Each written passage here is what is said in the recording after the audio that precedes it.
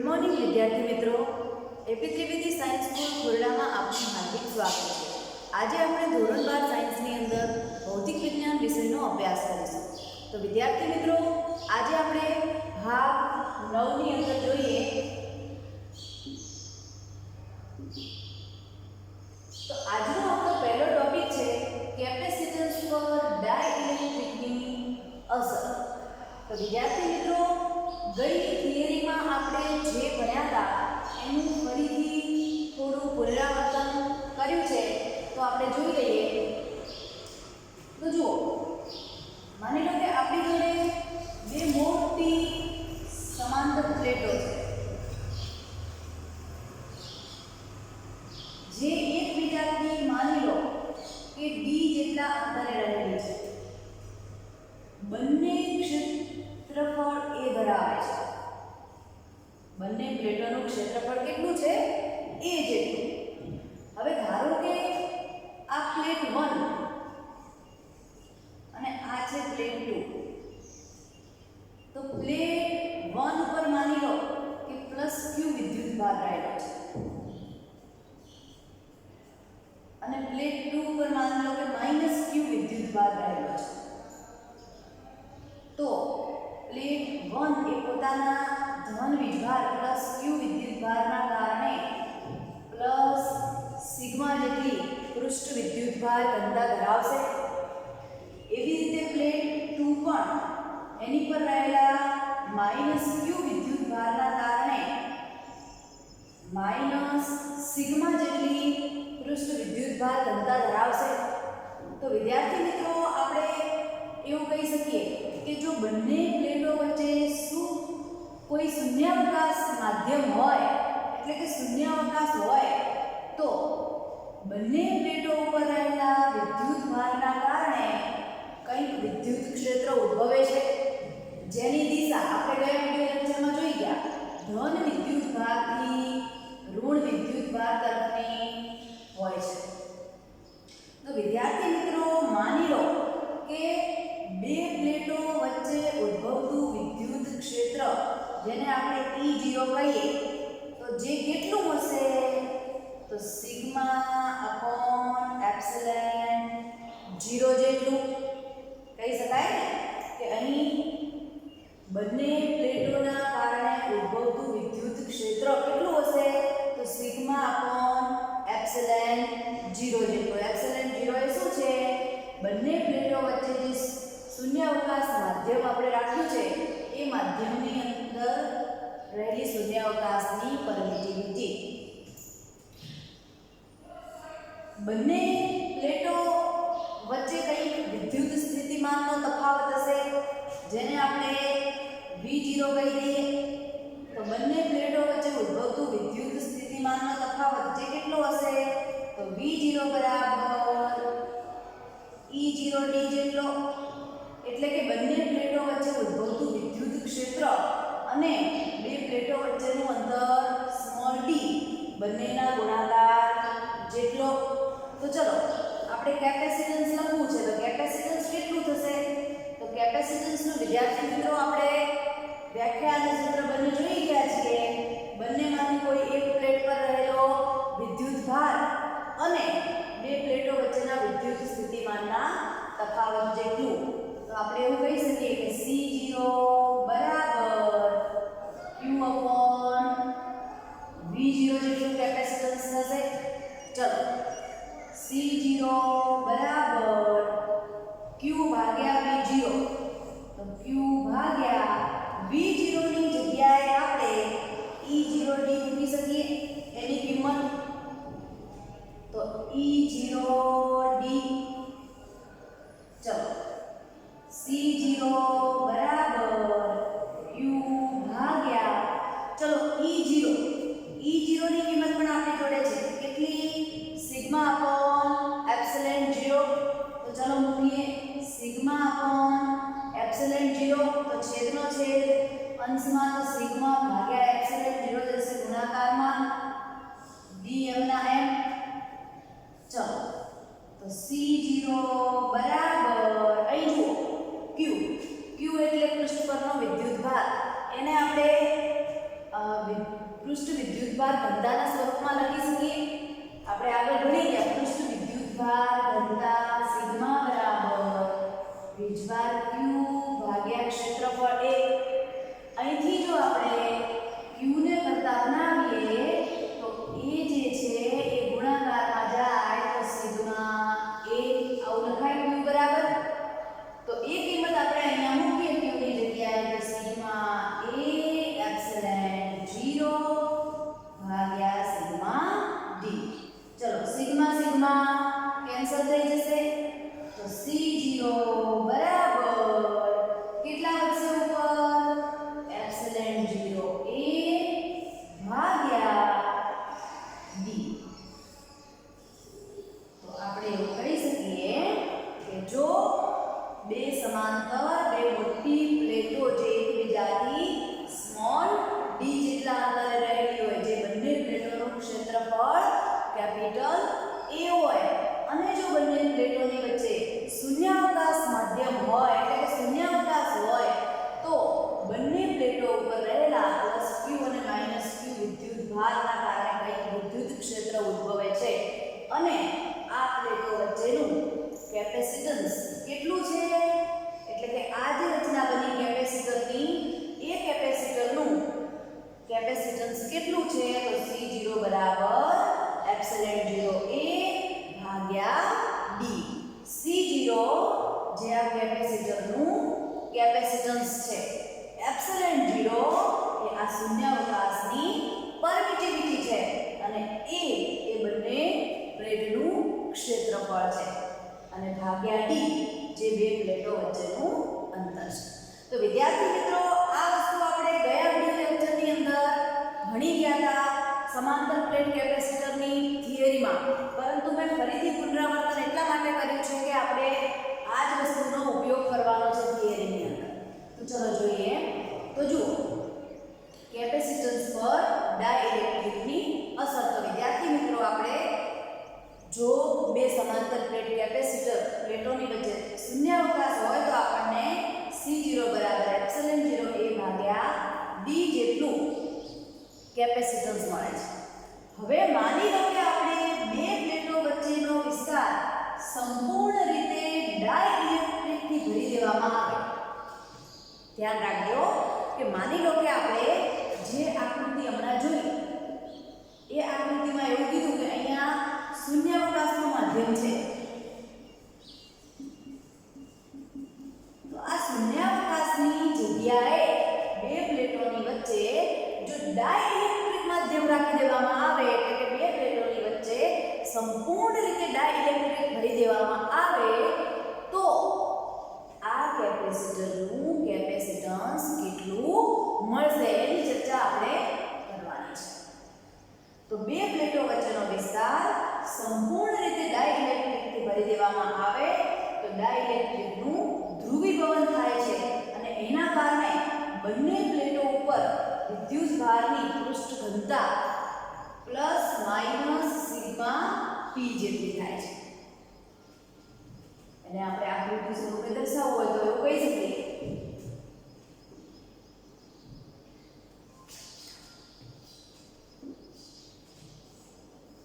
કે જો બે પ્લેટો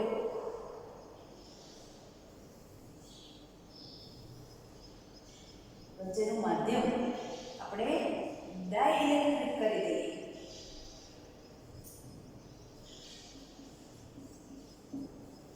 ડાઇલેક્ટ્રિક માધ્યમ કરી દેવામાં આવે તો પ્લેટ 1 જેના ઉપર +q વિદ્યુતભાર રહેલો છે એના કારણે અહીં પૃષ્ઠ વિદ્યુતભાર ઘનતા થશે સિગ્મા p. કેમ સિગ્મા p લખ્યું છે આપણે તો અહીંયા જો સંપૂર્ણ રીતે ડાઇલેક્ટ્રિક માધ્યમ કરી દઈશું તો ડાઇલેક્ટ્રિકનું ધ્રુવીભવન થશે એટલે આપણે સિગ્મા p જેટલી પ્લેટ 1 એ પૃષ્ઠ વિદ્યુતભાર ઘનતા ધરાવે છે એવું કહી શકીએ. એવી રીતે પ્લેટ 2 માટે પણ આપણે -q વિદ્યુતભારના કારણે અને ડાઇલેક્ટ્રિકનું ધ્રુવીભવન થવાથી એની પૃષ્ઠ વિદ્યુતભાર ઘનતા -સિગ્મા p મળશે એવું આપણે કહી શકીએ. તો વિદ્યાર્થી મિત્રો હવે બે પ્લેટો વચ્ચેનું વિદ્યુત ક્ષેત્ર લખવું હોય તો કેટલું લખી શકાય તો હવે બે પ્લેટો વચ્ચેનું વિદ્યુત ક્ષેત્ર આપણે લખવું હોય તો વિદ્યુત ક્ષેત્ર E =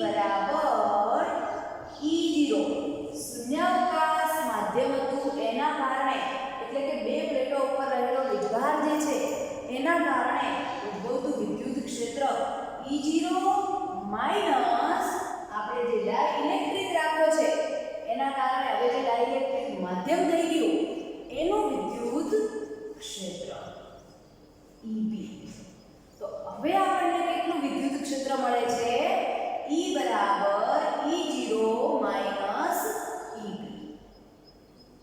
ચલો કિંમત મૂકીએ તો E0 ની કિંમત કેટલી છે?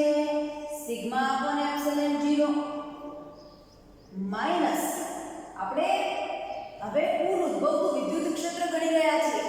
વીજભારના કારણે ઉદ્ભવતું શૂન્યાવકાશ માધ્યમ માટે વિદ્યુત ક્ષેત્ર આપણે મેળવ્યું હતું E0 આગળ. એમાંથી આ ડાઇલેક્ટ્રિક માધ્યમ વાળું વિદ્યુત ક્ષેત્ર બાદ કરી દઈશું તો હવે આપણને જે મળશે એટલું કુલ વિદ્યુત ક્ષેત્ર ઉદ્ભવશે. તો EP જેનું મૂલ્ય કેટલું હશે? સિગ્મા P ભાગ્યા એપ્સિલોન 0. તો વિદ્યાર્થી મિત્રો અહીં આપણે સિગ્મા P જે ડાઇલેક્ટ્રિકના કારણે સમાંતર પ્લેટ કેપેસિટર માટેની પૃષ્ઠ વિદ્યુતભાર ઘનતા બંને પ્લેટો પર લીધી છે. તો અહીંથી E બરાબર એપ્સિલોન 0 બંને છેદ સરખો છે તો સિગ્મા માઈનસ સિગ્મા P ભાગ્યા એપ્સિલોન 0 આવું લખી શકાય. હવે જુઓ સિગ્મા માઈનસ સિગ્મા P આને આપણે જો સિગ્માના સ્વરૂપમાં દર્શાવવું હોય તો એવું લખી શકાય કે સિગ્મા ભાગ્યા K. જો અહીં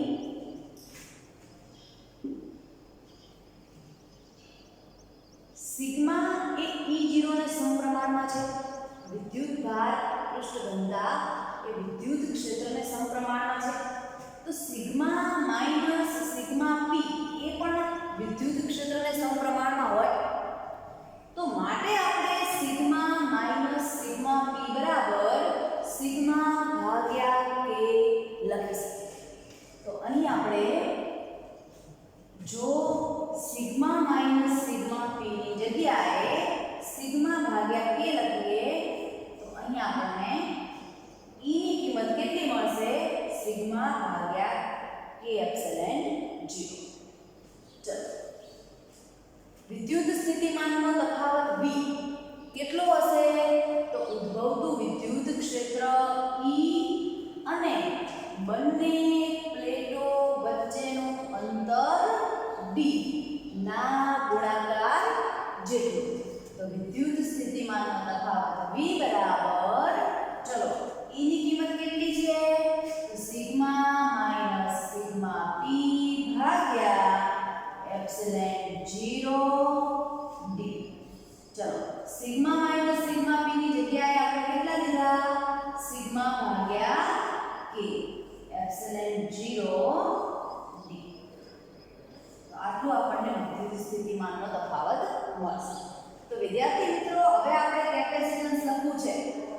તો હવે બે પ્લેટો વચ્ચે ઉદ્ભવતું અસરકારક કેપેસિટન્સ C જે કેટલું હશે? તો બંને પ્લેટો પૈકી કોઈ એક પ્લેટ પરનો વિદ્યુતભાર Q અને બે પ્લેટો વચ્ચેના વિદ્યુત સ્થિતિમાનના તફાવતના ગુણોત્તર જેટલું. તો C બરાબર Q ભાગ્યા ચલો V ની કિંમત મૂકીએ કેટલી થશે? સિગ્મા D ભાગ્યા K એપ્સિલોન 0. તો છેદનો છેદ અંશમાં લઈ જઈએ તો K એપ્સિલોન 0. ચલો ફરીથી અહીં આપણે Q ની કિંમત મૂકી શકીએ. વિદ્યુતભાર પૃષ્ઠ ઘનતા સિગ્મા P બરાબર વીજભાર Q ભાગ્યા જો પ્લેટ પરનું ક્ષેત્રફળ A હોય તો ભાગ્યા A. તો અહીંથી આપણે Q ને કરતા બનાવીએ તો એ આવશે ગુણાકારમાં તો સિગ્મા P અથવા તો સિગ્મા જે આપણે અહીંયા પૃષ્ઠ વિદ્યુતભાર ઘનતા કુલ ગણી છે બરાબર. સિગ્મા માઈનસ સિગ્મા P બરાબર જે સિગ્મા લીધા છે તો સિગ્મા લઈએ ભાગે અને એ અહીંયા ગુણાકારમાં આવશે તો સિગ્મા A જેટલી Q ની કિંમત મળશે. તો અહીં આપણે અસરકારક કેપેસિટન્સ C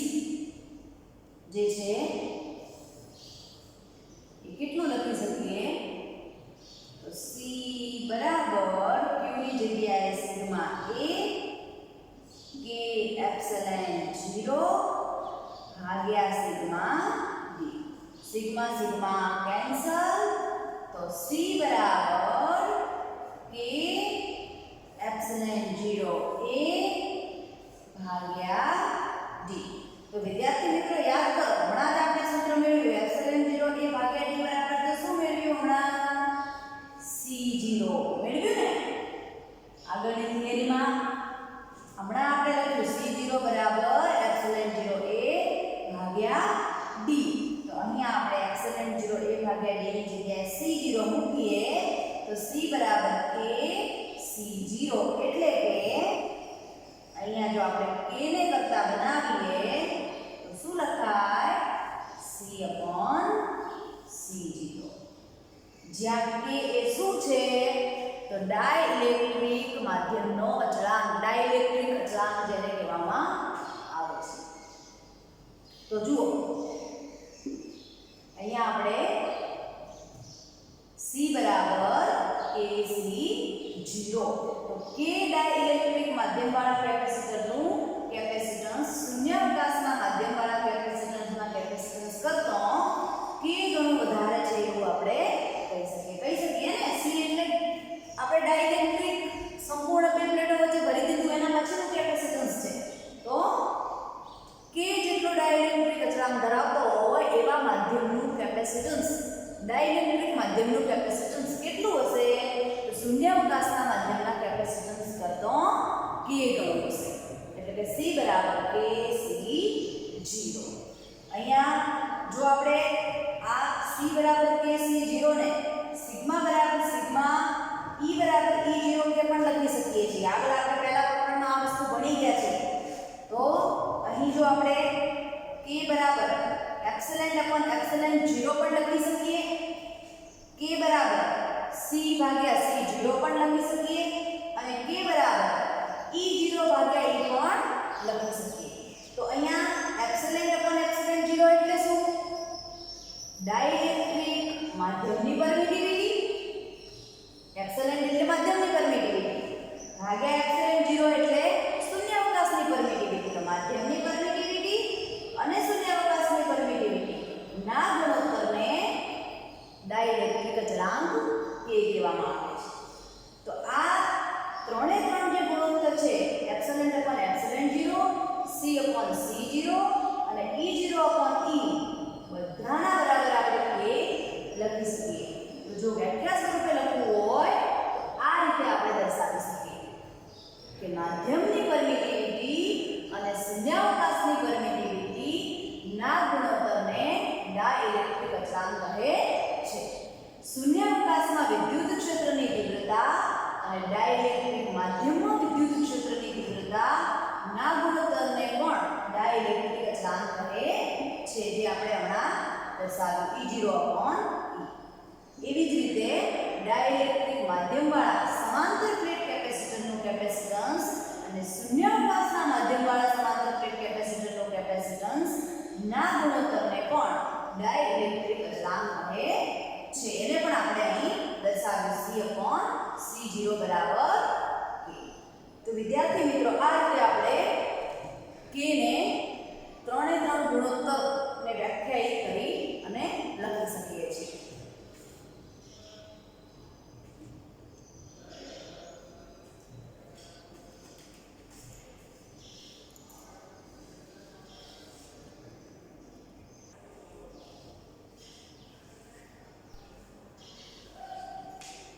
આગળનો ટોપિક જોઈએ કેપેસિટરનું સંયોજન. કેપેસિટરનું સંયોજન વિદ્યાર્થી મિત્રો આપણે બે રીતે કરી શકીએ, શ્રેણી જોડાણ અને સમાંતર જોડાણ. બંને જોડાણ આપણે જોઈએ તો સૌથી પહેલા જોઈએ કેપેસિટરનું સંયોજન, એમાં શ્રેણી જોડાણ. કે કેપેસિટરનું શ્રેણી જોડાણ એટલે શું? જુદા જુદા કેપેસિટન્સ વાળા બે કેપેસિટરોને જો શ્રેણી જોડાણમાં આપણે જોડીએ છીએ તો એનું સમતુલ્ય કેપેસિટન્સનું સૂત્ર કેટલું થાય એ મેળવવાનું છે. તો જુઓ અહીંયા આકૃતિમાં આપણે C1 અને C2 અને C2 કેપેસિટન્સ ધરાવતા બે કેપેસિટરોને શ્રેણી જોડાણની અંદર જોડેલા છે. તો હવે C1 કેપેસિટરની ડાબી પ્લેટ, આ C1 કેપેસિટરની ડાબી પ્લેટ એટલે આ પ્લેટ થઈ, અને C2 કેપેસિટરની જમણી પ્લેટ, તો C2 કેપેસિટરની જમણી પ્લેટ એટલે આ પ્લેટ થઈ. તો એ બેટરીના ટર્મિનલ સાથે જોડેલી છે. અહીંથી આપણે બંને પ્લેટોને કોઈ બેટરીના ટર્મિનલ સાથે જોડી છે. તો એમના પરનો વિદ્યુતભાર કેટલો છે? +Q અને -Q. તો બંને બેટરીના ટર્મિનલ પર પણ +Q અને -Q વિદ્યુતભાર આપણે અહીંયા બેટરીના ટર્મિનલ સાથે જોડીએ એટલે અહીંયા આ પ્લેટ પર +Q વિદ્યુતભાર જમા થાય છે અને અહીંયા -Q વિદ્યુતભાર જમા થાય છે. આથી C1 ની જમણી પ્લેટ, આ C1 ની જમણી પ્લેટ એના ઉપર -Q અને C2 કેપેસિટરની ડાબી પ્લેટ જેના ઉપર +Q વિદ્યુતભાર પ્રેરિત થશે. તો બંને કેપેસિટરોના કેપેસિટન્સ જુદા જુદા, પરંતુ કેપેસિટર ઉપરનો વિદ્યુતભાર કેવો હશે? સરખો. વિદ્યાર્થી મિત્રો, શ્રેણી અને સમાંતરમાં તમારે આ બાબત ખૂબ યાદ રાખવાની છે સારી રીતે કે જો કેપેસિટરોને શ્રેણી જોડાણમાં જોડવામાં આવે તો એનું કેપેસિટન્સ જુદું જુદું હોય, પણ કેપેસિટર પરનો વિદ્યુતભાર જે છે એ સરખો હોય છે હંમેશા, શ્રેણી જોડાણ માટે ખાસ. તો ધારો કે આપણે C1 અને C2 કેપેસિટરના બે છેડા વચ્ચેનો વિદ્યુત સ્થિતિમાનનો તફાવત V1 અને V2 લઈએ. C1 કેપેસિટરના બે છેડા વચ્ચેનો વિદ્યુત સ્થિતિમાનનો તફાવત માની લો કે V1 છે. C2 કેપેસિટરના બે છેડા વચ્ચેનો વિદ્યુત સ્થિતિમાનનો તફાવત માની લો કે V2 છે. તો સંયોજનના બે છેડાઓ વચ્ચેનો કુલ વિદ્યુત સ્થિતિમાનનો તફાવત, સંયોજન એટલે જે આપણે બે કેપેસિટરોને શ્રેણી જોડાણમાં જોડ્યા છે એની વાત કરી છે.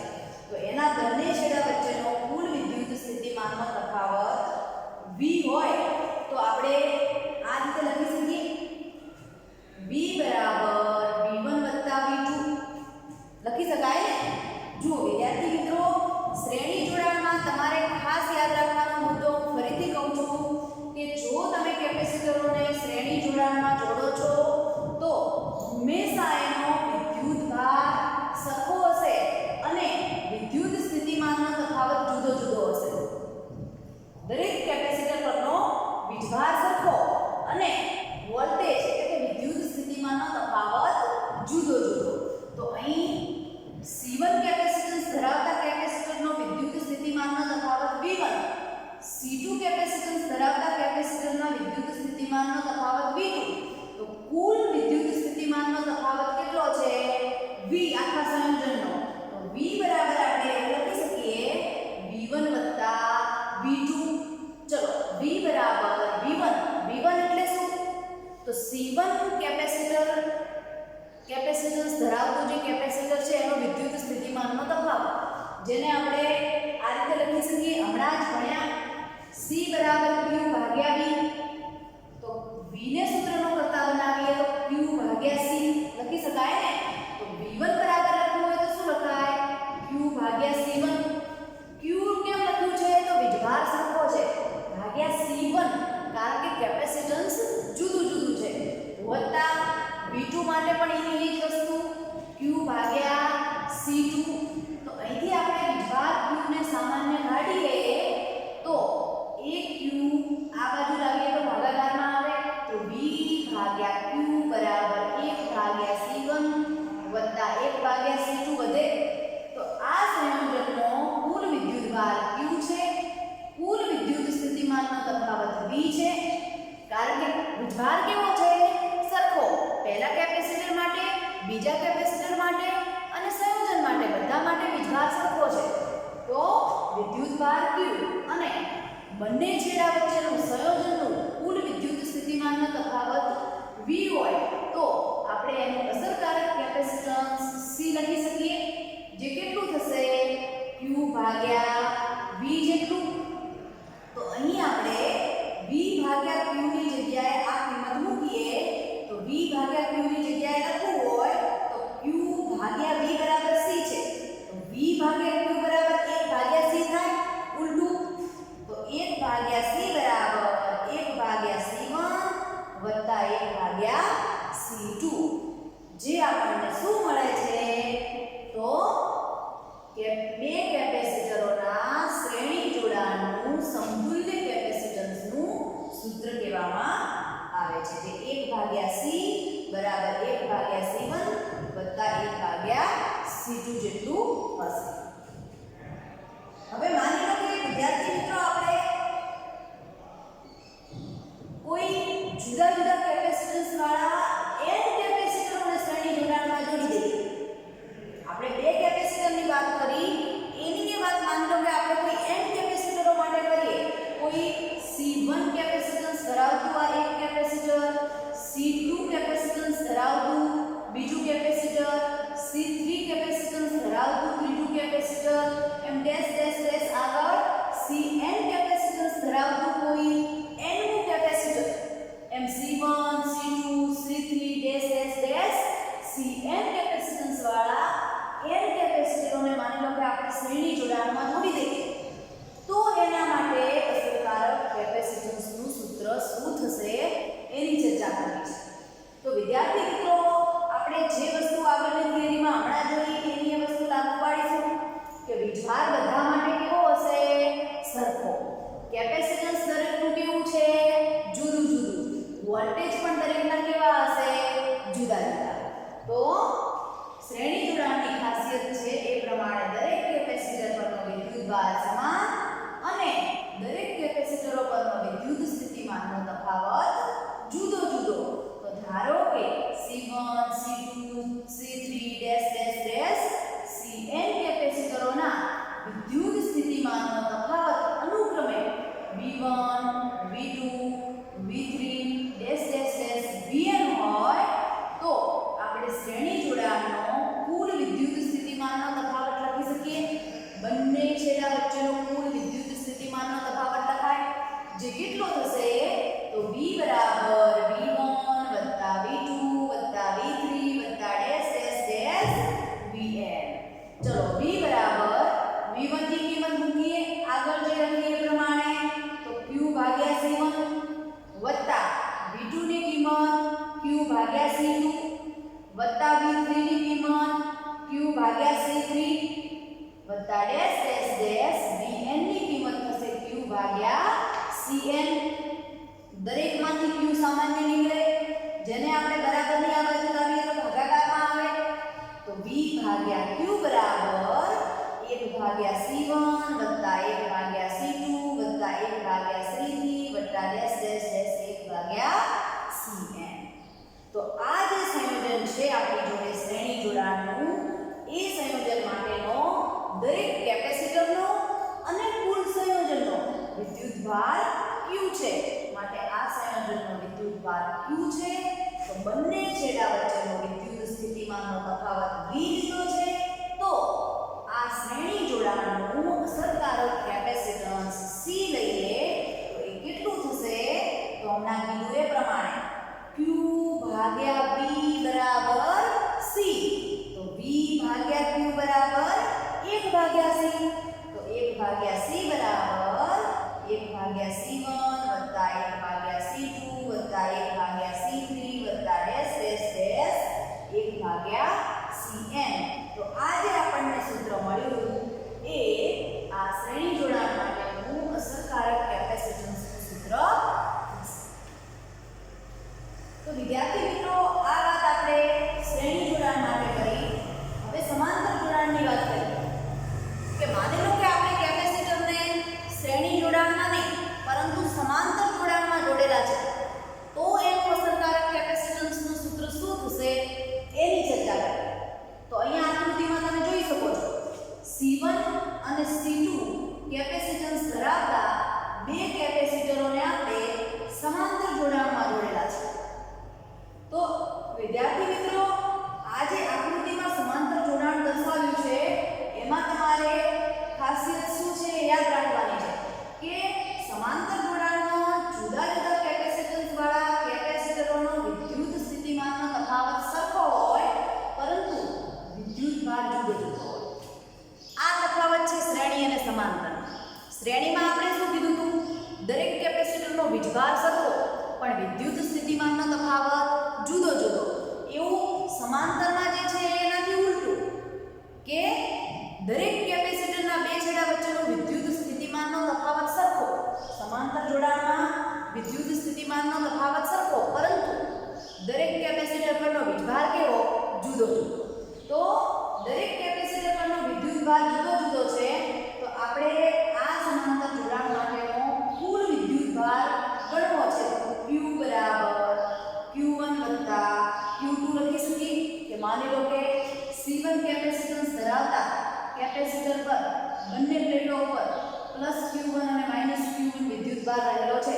તો કુલ વિદ્યુતભાર Q1 કહીએ, અહીં Q2 કહીએ, તો આપણે Q બરાબર Q1 વત્તા Q2 લખી શકીએ. હવે જો Q1 ની કિંમત આપણે મૂકી શકાય ને. કેપેસિટન્સ C1 બરાબર વીજભાર Q1 ભાગ્યા વોલ્ટેજ V. તો Q1 ને કરતા બનાવીએ તો Q1 બરાબર C1V, Q2 બરાબર C2V. બરાબર? V બંનેમાં લીધા છે કારણ કે વોલ્ટેજ સરખો છે પણ વીજભાર જુદો જુદો છે. તો Q બરાબર Q1 ની જગ્યાએ C1V વત્તા Q2 ની જગ્યાએ C2V. ચલો બંનેમાં V સરખો, તો સામાન્ય કાઢો તો V આવશે ભાગાકારમાં આ બાજુ.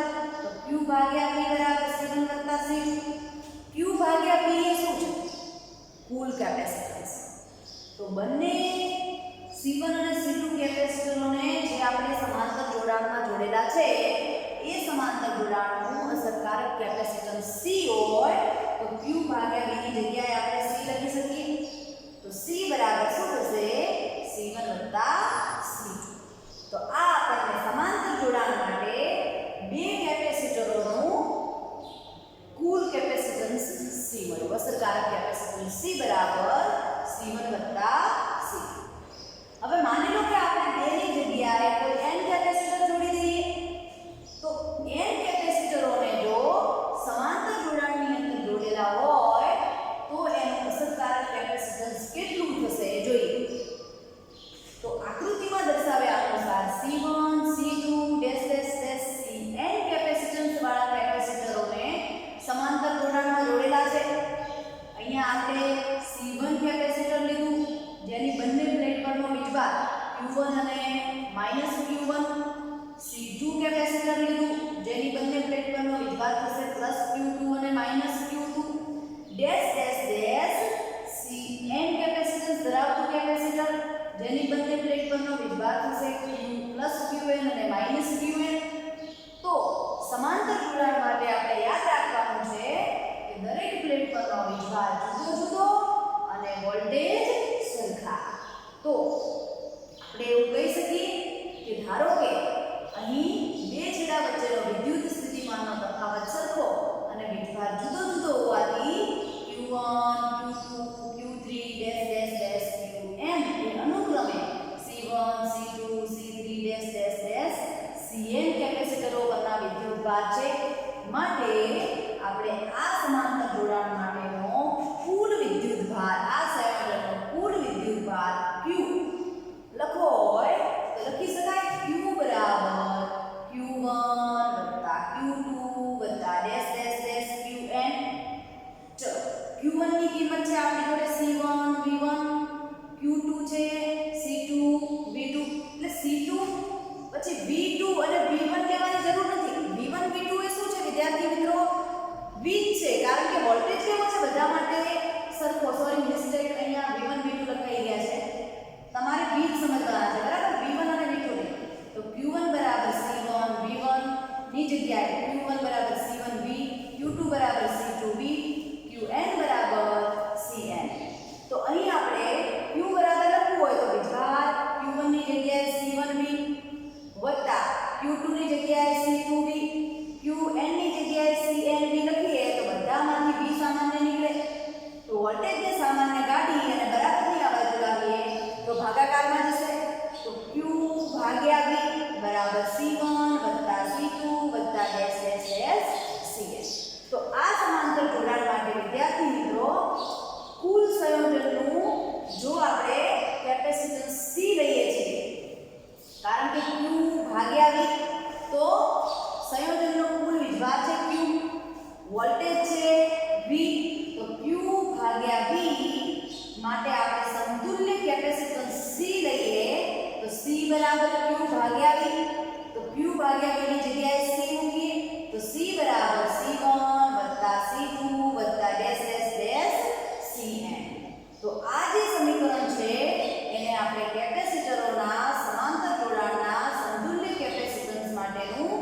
કુલ કેપેસિટન્સ કહી શકીએ. જે કેટલું હોય છે? તો સમાંતરમાં જોડેલા દરેક કેપેસિટરના કેપેસિટન્સના સરવાળા જેટલું હોય છે. અહીંયા આપણે Q1 C1 C2 Cn કેપેસિટરો લીધા હતા કેપેસિટન્સ ધરાવતા. તો એનું કુલ કેપેસિટન્સ કેટલું થયું? તો દરેક સ્વતંત્ર કેપેસિટરના કેપેસિટન્સના સરવાળા જેટલું. તો બસ વિદ્યાર્થી મિત્રો, આજે આપણે અહીં સુધી જ રાખીએ. શ્રેણી અને સમાંતર જોડાણ અને ડાઇલેક્ટ્રિક પર કેપેસિટરની અસર. તો વિદ્યાર્થી મિત્રો, થિયરીઓ અગત્યની હતી, 3 ખાસ પૂછાય એવી, માટે તમે વ્યવસ્થિત સારી રીતે વિડીયોને જોયો હશે અને થિયરી પણ ખાસ તમે લખતા રહેજો, જેથી કરી અને યાદ રહે તમને. Thank you.